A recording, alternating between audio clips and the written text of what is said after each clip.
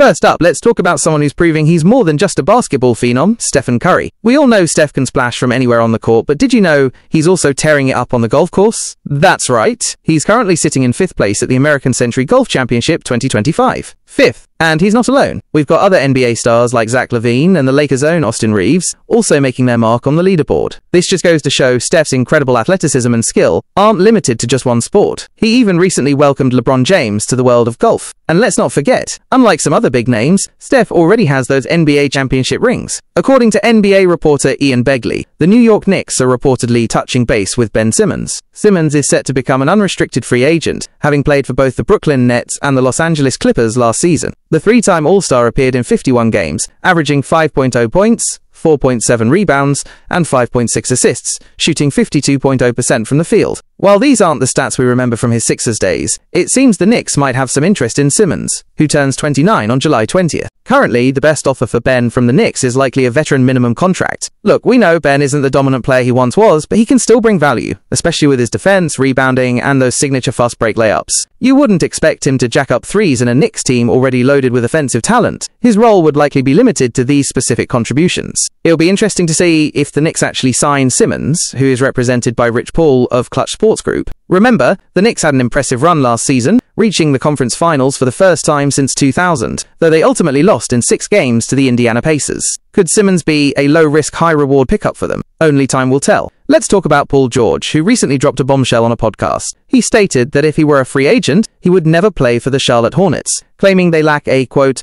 winning basketball culture. He even went as far as to say his career would be over if he went there. Now, as you can imagine, this caused an uproar. Many NBA fans and netizens called him out, finding his comments unjustified and, frankly, a bit hypocritical.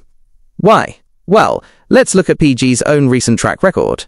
Last season, he appeared in just 41 games for the Philadelphia 76ers on a 4-year, $211 million contract, averaging a mere 6 to 10 points. He's been plagued by injuries, and even when healthy, his performance hasn't always met the expectations of a player considered a primary offensive option. Some have even suggested his focus has shifted more towards his podcast than his on-court performance.